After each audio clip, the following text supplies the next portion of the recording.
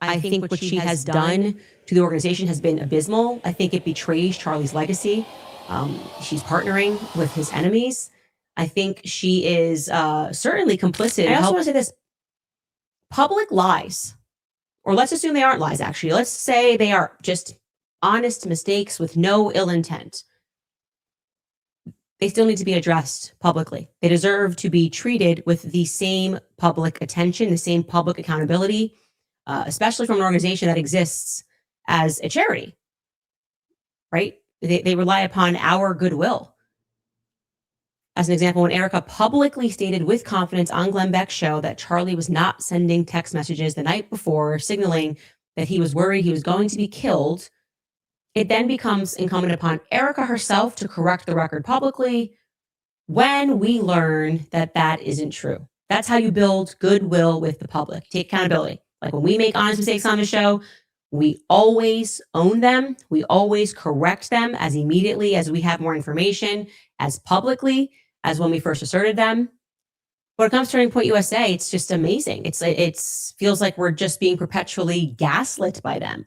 We're offered a biblical proverb, like how dare you even ask us to explain why what we told you before is completely inconsistent with what we're saying now.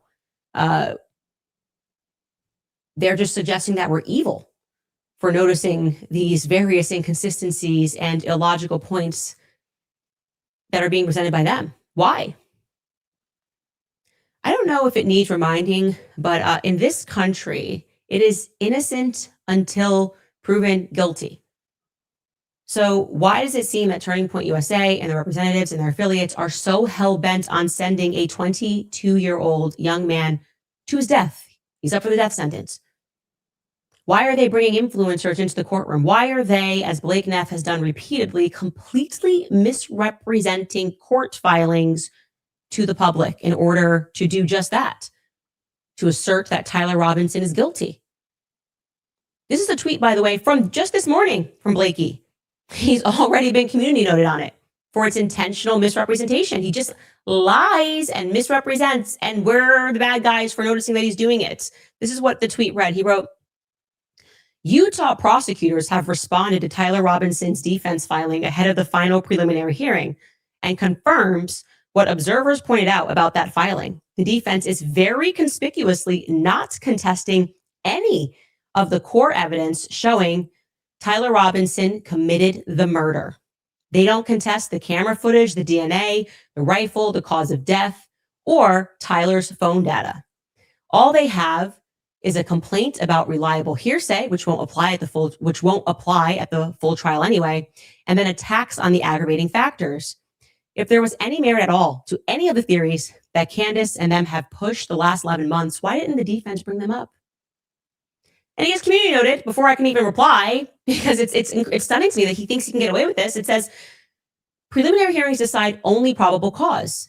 Under the Utah 1102 standard, reliable hearsay is allowed. Defense counsel often skip alternative theories to avoid previewing their strategy before the trial. Silence does not prove that those theories lack merit. Okay, that is correct. And I'm going to explain this to you actually thoroughly, because maybe you're a person who isn't involved in lawsuits, and that's what Blake Neff is banking on when he lies. That's what they're banking on when they take stuff from these filings and they present it to the public. They go, I hope the public doesn't know anything about how legal filings work, okay? Yes, preliminary hearings are not about discovering guilt or innocence. It is about arguing whether or not the filing itself is defective, okay? Like, is there something wrong with this filing that makes it hard to argue? So the prosecution is coming in and they are going to state, look what I say he did, right? In Tyler Robinson case, here are the 7 charges which we think we have enough evidence to move forward with. The defense then takes a look and they say, wait a minute. 3 of these charges are so ludicrous on their face that the courts should just readily dismiss them from this filing without us even wasting time or money having to respond to them. Like, that's what a filing to dismiss means. It's you, if you're the defense, saying to the judge, the magistrate, Your Honor, I shouldn't even be forced to waste money responding to this filing in part or in whole because it's defective. There's something wrong with it. And you, Your Honor, based on the current laws that are on the books, have it within your capacity to just outright dismiss this, right? Understand basically there are certain causes of action. If they're civil charges, if they're criminal, that should just be readily dismissed, Your Honor. So I can give you an example that happened recently that you guys will recall, because we were on top of the Blake Lively and Justin Baldoni and Ends With Us legal saga. Remember, initially, Blake Lively sued with 13 causes of action against Justin Baldoni. The next step is Justin Baldoni is going to file for a dismissal. And the court came back and decided, actually, yes, Justin, you're correct that 10 of these causes of action are inactionable. It's defective, and I'm therefore going to outright dismiss them before we even go to trial. So in theory, if they had not settled, Blake and Justin would have been left just arguing 3 of the charges, okay? Same with me and Brian Harpole. There's another example. Again, these are civil examples. He filed a lawsuit. We went over it. It carried with it a long series of claims. We don't want to argue every single one of these claims. Of course, we don't want to argue every single one of these claims. Some of these are just ridiculous. We filed our dismissal, like I went through them with you, and was like, this is ridiculous, this is ridiculous, this doesn't make sense. As just one example of one of the things that he's accusing me of, we went back and we said, hey, Your Honor, some of these claims are wrong. You have it within your capacity to look at current laws on the books, as one being opinion is protected speech. So he's suing me for saying I found his interview with Sean Ryan to be unconvincing.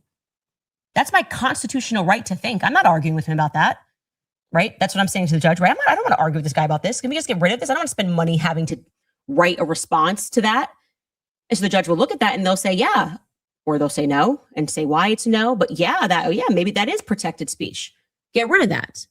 We're not arguing the substance of the case yet. We're dealing with perceived defects in the filing itself that we believe the magistrate can take a look at and get rid of what's just essentially junk. It's every single case, whether civil or criminal, has this stage. So a lot of times there's people online going, oh my gosh, Candace filed a dismissal. They did this recently with like the Brigitte Macron one. It's like, yeah, did you read it? Well, obviously we don't want to argue with Brigitte over all of these things that are just fundamentally, I'm saying to the court, she's not even supposed to be here. That's what we're arguing. She's not even supposed to be here. What are we even talking about? She's in Delaware. I'm in Tennessee. I mean, she's in France, but she's shopping in Delaware, but I'm in Tennessee. That is what it means. You're arguing something before you even get to anything, and you have a judge that's going to act as a magistrate and to look at that. So I want you to know that they are intentionally lying and misrepresenting when they say this. We have not heard anything. We are not supposed to, at this stage, hear what Tyler Robinson thinks about the text messages, as an example. So we again have to ask the question, why do they do this? Why are they doing this? Why, if the evidence is truly so overwhelming that influencers wanted to pass away, they were just passing out on the side of the road outside of the courthouse from the overwhelming evidence that Tyler Robinson is guilty? Why, right? Which, by the way, that's been expressed from this organization, Turning Point USA, since the moment Erika forgave Tyler Robinson on the stage. When you forgive, it is because somebody has done something wrong. Why do they need to continually misrepresent the filings? Why does it seem to the public that Andrew Wilson was actually sent here to try to entrap me into a defamation lawsuit? The language, his face, the way he was trying to fill in the blanks on what I could mean when I said complicit. Why are they intent on punishing the public, me, for noticing? Why did we all simultaneously get that feeling? That this debate wasn't actually about debating the case. It was about tricking me in many ways for about an hour and a half. Like they needed me to clearly accuse Erika of killing her husband because they know that I've never actually done that. They wanted to get me, oh, when you said complicit, you said straight to jail. Out of context, they're seemingly also working with journalists to try to get that narrative out there so they can maybe point in a lawsuit and go, see, this article, even though we were kind of behind it, against Candace, shows that most people just thought she was accusing Erika said that in her speech. Candace is accusing me of killing my husband when she was dressed like Janet Jackson.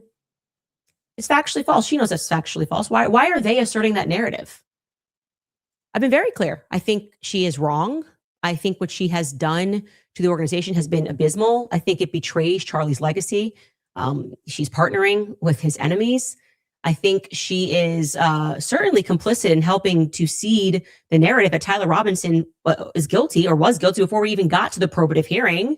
The vice president, I also said, was complicit in that when he was on stage at Turning Point USA talking about Tyler Robinson. She's the vice president. How does that not sway the jury?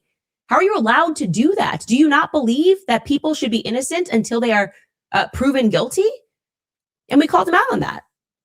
I'm sorry if everybody hates our Constitution. All of a sudden, it's pretty clear. The rule is you are innocent until you are proven guilty.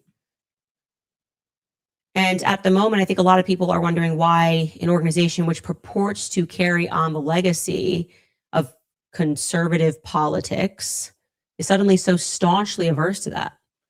Staunchly averse to the idea that maybe he could be innocent. Why does that make them angry? Yeah. So just a quick reaction to that. My take on that is that there's a lot that she said there in the 10 minutes. And she addressed Erika, she addressed TPUSA, she addressed the evidence. And also, like, I think the main thing is that that I took away, right, is that TPUSA is supposed to be a conservative organization. Under Charlie Kirk, when Candace Owens was there, it was conservative.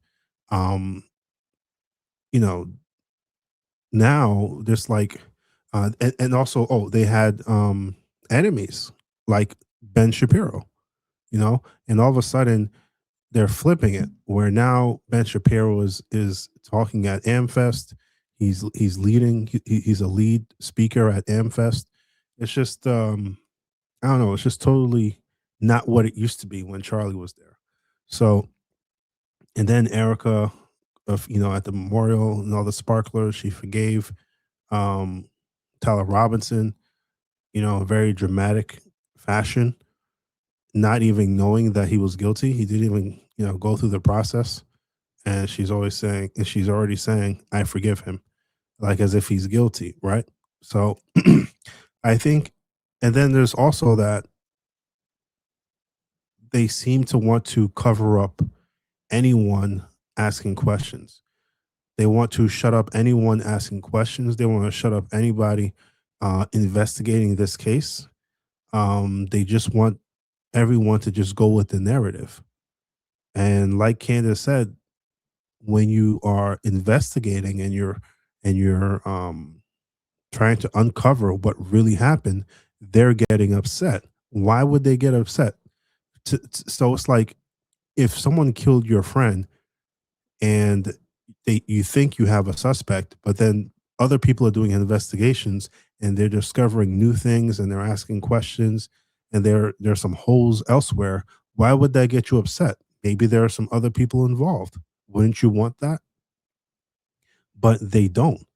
So that tells me, that tells us that they have something to hide, and there's just a lot. There's this guy named John Cullen.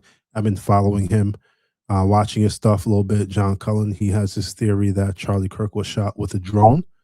I'm gonna start looking into that, and I think I'll do a video on that tomorrow.